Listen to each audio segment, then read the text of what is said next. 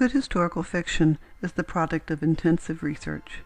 The novel Ashes of Roses by Mary Jane Ashe is based on the Triangle Shirtwaist Factory Fire of 1911. Between 1840 and 1920, 37 million immigrants came to America. Many were economic refugees seeking a better life for themselves and for their families.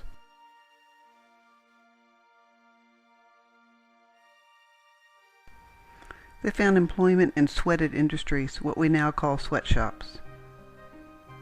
These were factories or workshops where employees worked very long hours.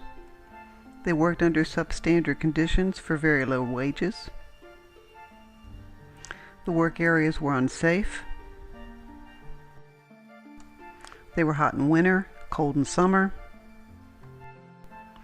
Women were employed on a large scale since they would work for less money than men. In 1909, in New York City and Philadelphia, 20,000 garment workers, mostly teenage girls, struck for better working conditions.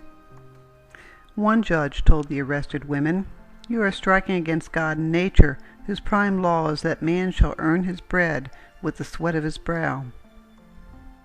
One of the articles of clothing mass-produced in these factory sweatshops was the shirtwaist, or a woman's blouse.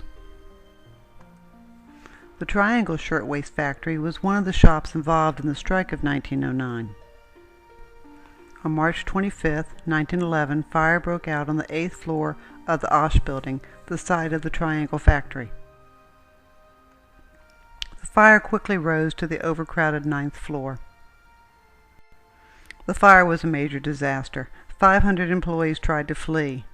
The fire ladders only reached the 6th floor.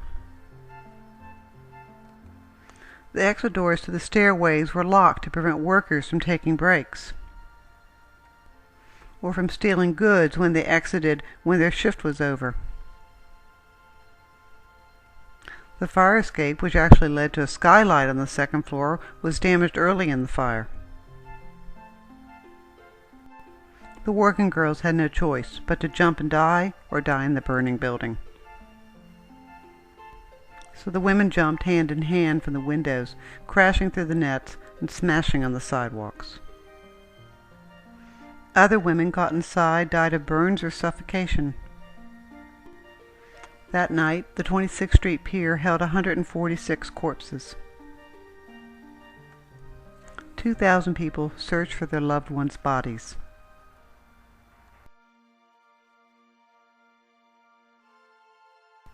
Seven of the young women were never identified. Members of the ILGWU and New York's WTUL planned a funeral for the unnamed women. New Yorkers lined the streets to witness the procession on a rainy, cold April day. Throughout the steady downpour, the women marched. The newspapers were full of stories from survivors and family members. Full-page spreads of photographs told the story. Editorial cartoons demanded reforms. They demanded an investigation. They demanded justice. Max Blank and Isaac Harris, the company owners, were tried for manslaughter, but they were acquitted after a 3-week trial. Despite the dramatic testimony of 150 witnesses, the key to the case was whether the defendants knew whether or not the doors were locked. The tragedy galvanized working women, and the membership in the union surged. One of the striking women in 1912 explained her continued support for the unions. "It is not only bread we give our children, we live by freedom, and I will fight till I die to give it to my children."